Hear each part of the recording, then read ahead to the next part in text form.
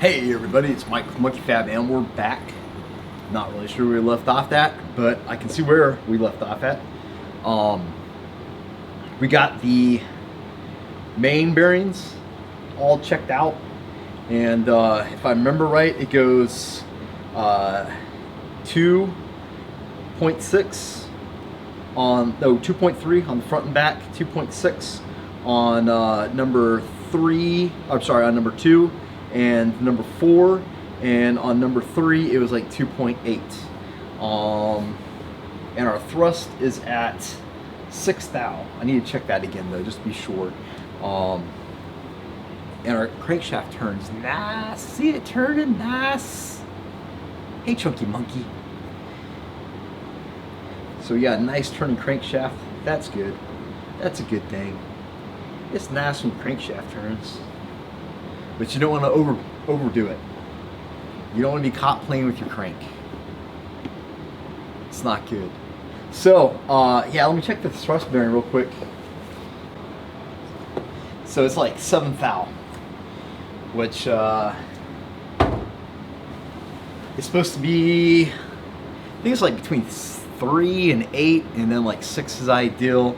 I don't mind it being a little bit, I don't mind that extra thou clearance. I once worked in a race shop where like the main vehicle was CTSVs, which is horrible. Pardon, just hang with me for a quick story. And it was like a week of work to pull everything out to get this engine out. It was supposed to be the guy bought it and spun a rod bearing, so he brought it in. It was supposed to be an insurance job. They sent us a remanufactured engine, and we were getting paid.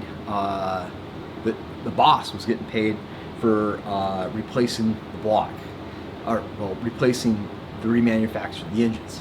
They sent a re. So it was basically a long block that showed up. So I did that, and it's like I loathe the CTSVs. I mean, I love especially the wagon.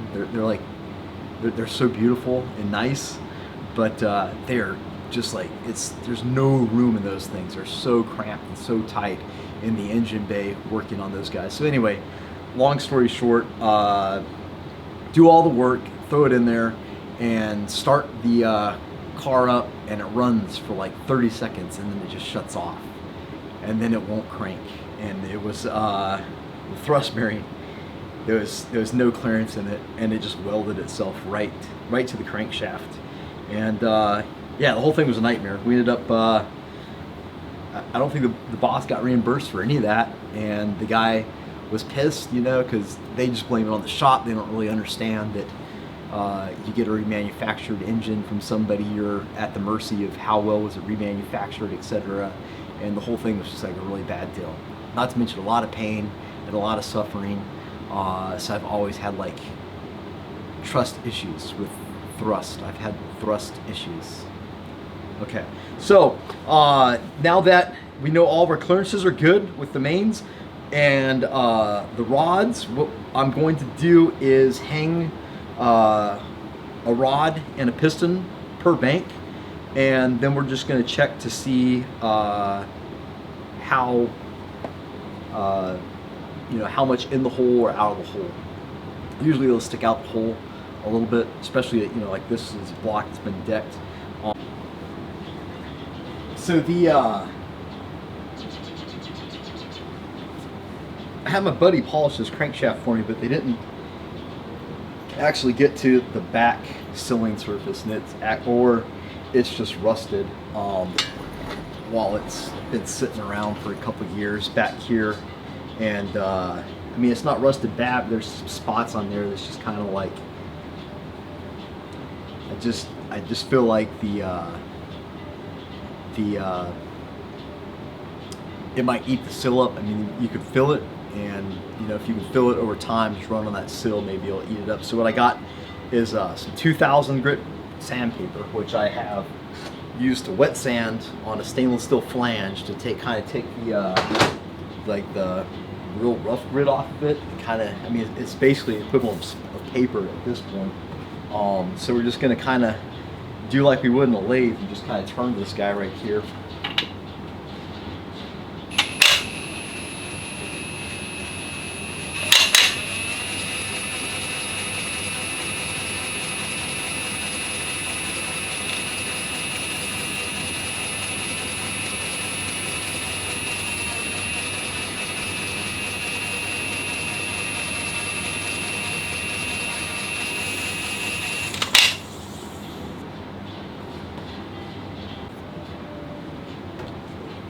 But this is not an expert top tip or anything. This is like, don't do this at home. You'd be a jackass to try to machine your crankshaft at home. But yeah, that looks much better. I should have given it a before shot. I apologize. So yeah, this is just some 2000 grit. Kind of, like I said, wetted down, kind of ran it on some stainless steel to kind of knock the high spots off of it. And yeah.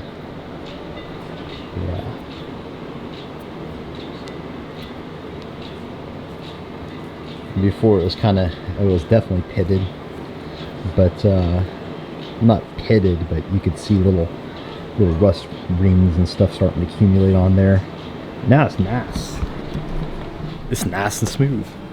So yeah, let's get back to hanging pistons. What's going on, Bob? Bob, say hi to the people. Bob.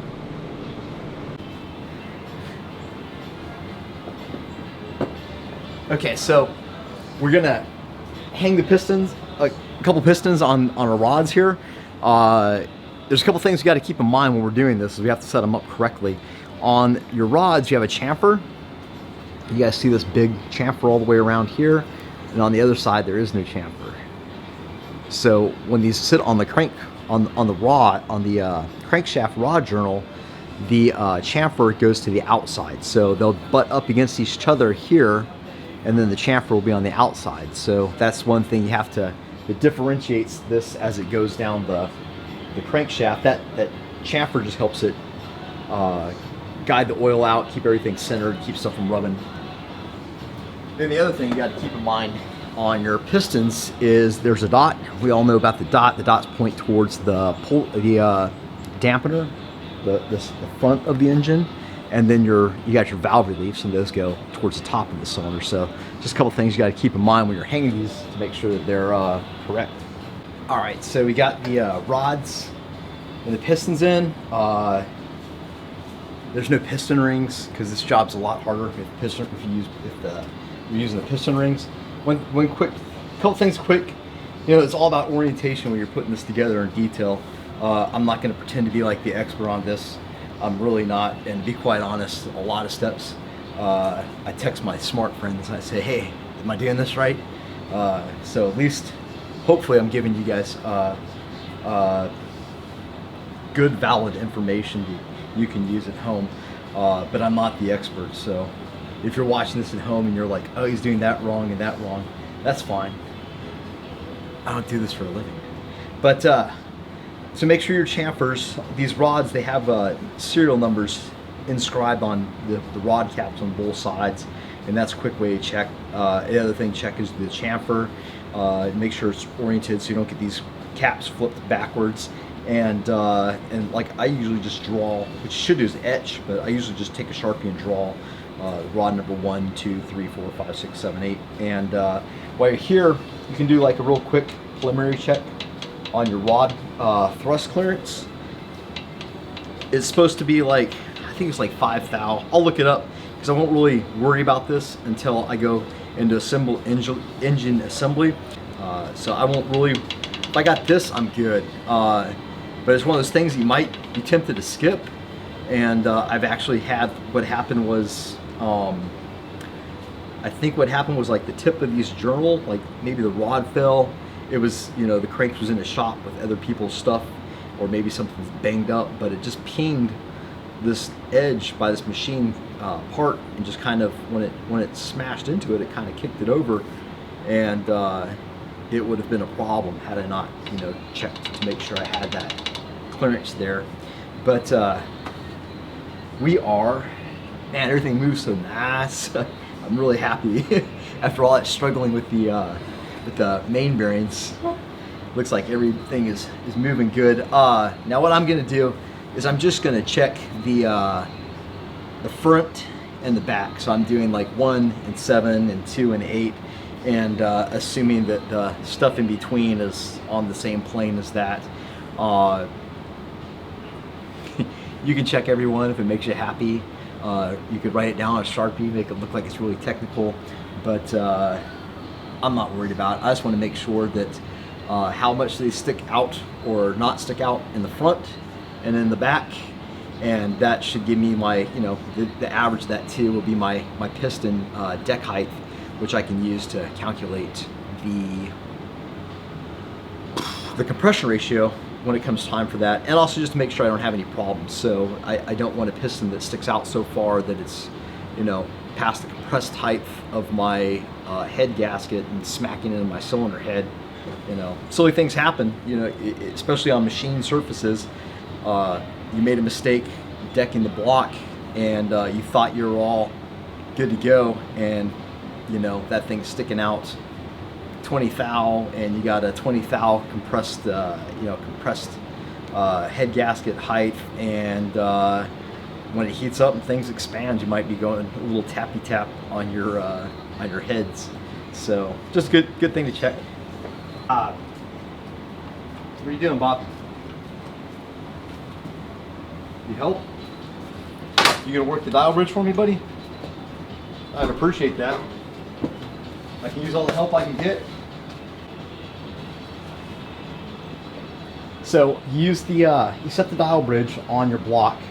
That's one of the things that sucks with aluminum is it makes using these magnetic dial bridges kind of a pain in the ass. But you can use the liners to kind of catch it, and you want to use the dial bridge to find your absolute top dead center. You just kind of rotate it back and forth until you find the high rockover, and then what you want to do is you want to run it to the bottom. We're going to check the bottom and the top. So right now we are, if I push down, we are 6 below top dead center.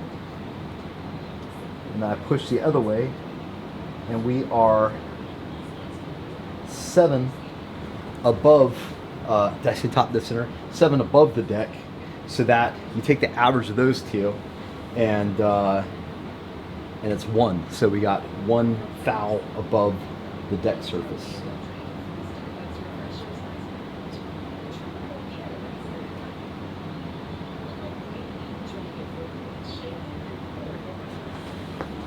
And then we check the top.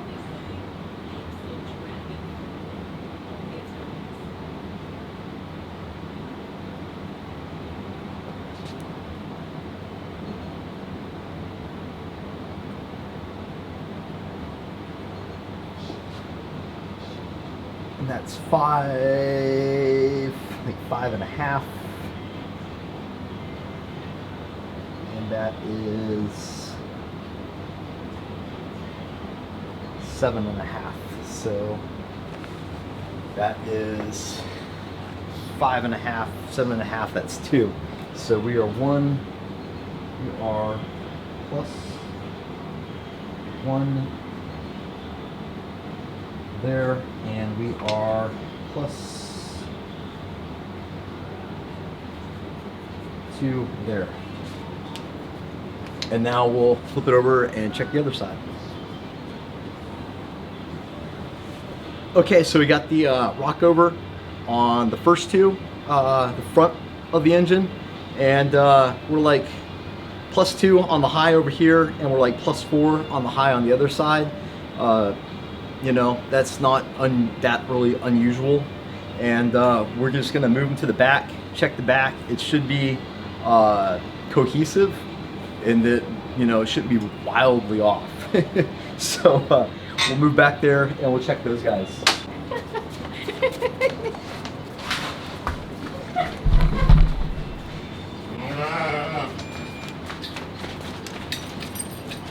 You guys are silly. All right, Bob, that's enough. I'm mumbling to myself because I'm thinking I'm not being a very good YouTube presenter. Okay, so we had 1 thou out over here. We have flat over here, and then we had 4 thou on the bottom here and 4 thou here. So that's it's pretty reasonable. It probably meant that when we chucked this guy up on the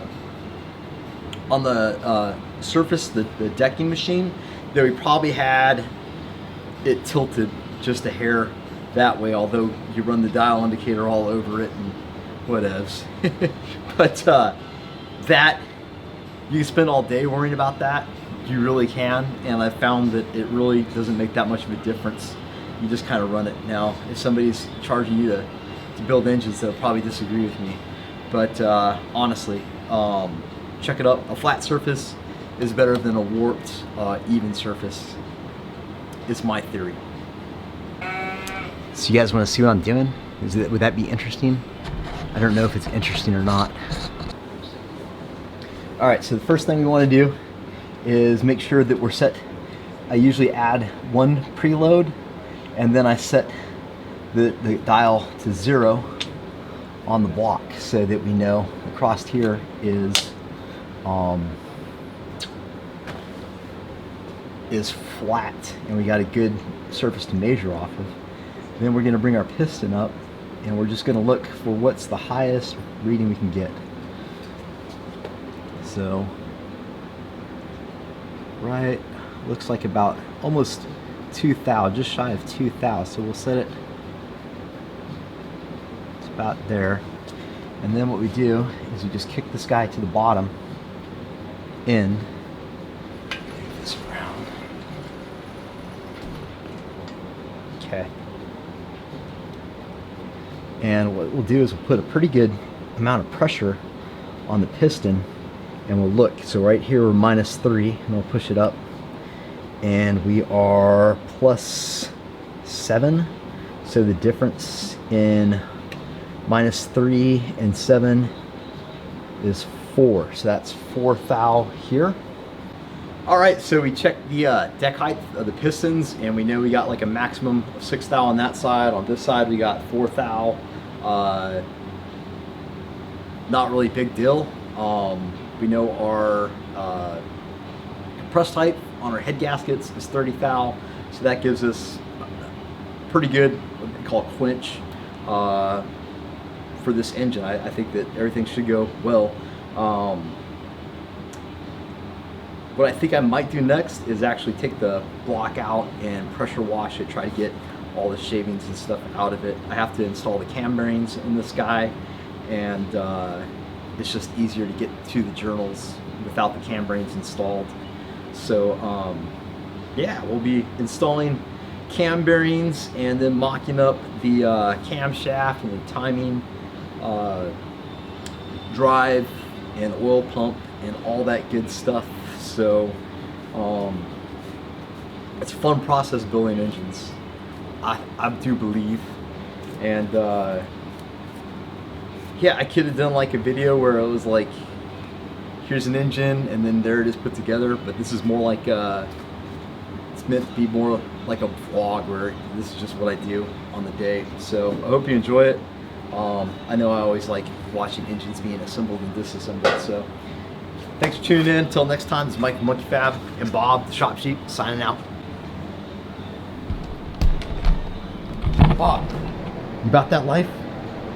You about that life? He was tagged after stainless steel. Bob. Bob.